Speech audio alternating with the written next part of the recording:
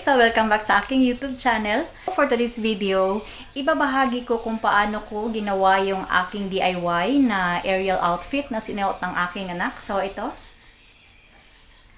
At naging best in costume siya. Ayan! So, ito guys, isi-share ko lang kung paano ko siya ginawa kasi medyo matagal-tagal na rin tayong hindi nakapag-upload ng videos. And then, actually, last year pa ito. Hindi ko siya na-upload, so nasasayangan din ako kasi medyo na busy din sa work.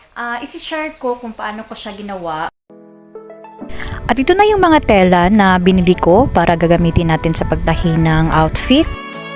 Pangbata kaya, baby pink. So ito yung pinili ng anak ko. 'Di ba may combination siya na white sana, pero itong sa akin is parang mga baby pink lang talaga lahat siya. So may tela, bumili ako ng silk, and then may lace, and then ayan yung pangpakapal. At syempre yung mga ibang mga accessories na gagamitin. So kompleto yan na nabili ko para kung may mga kailangan tayong pang-design, so andyan na lahat. At syempre, ang mga gagamitin natin para pangtahi. So, ayan. And bumili din ako ng wig na kakulay ng buhok ni Ariel. So, ayan. And then, may crown din tayo. So, ito guys, ito nabili ko sa ukay. So, ito yung gagamitin natin para dito natin ikabit yung mismong saya. Sinusukatan ko muna yung anak ko para syempre, pagkat natin ng tela, may sukat na lahat tayo. Ready na siya. So, importante talagang may sukat guys para alam natin kung ano yung mga kailangan nating ikat na mga tela para at least ready na ang lahat pag nag-start na tayong magtahi.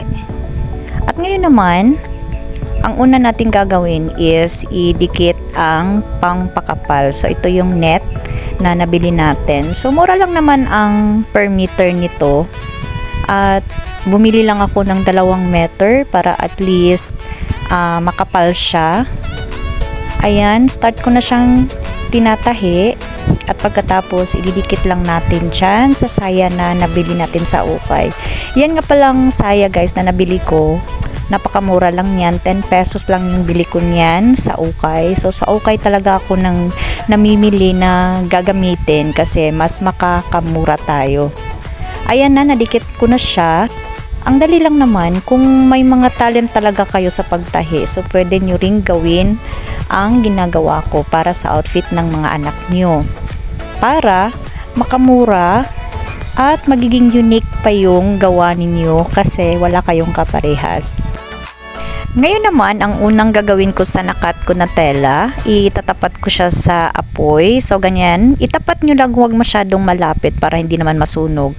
Para matanggal yung mga lumalabas na parang himulmul dyan sa dulo. Kasi 'di ba pag kinat, may lumalabas talaga. At ang pinaka-purpose niyan, hindi nyo siya kailangan na itahi yung mga dulo ng mga sides ng tela na nakat ninyo. So, ayan na siya.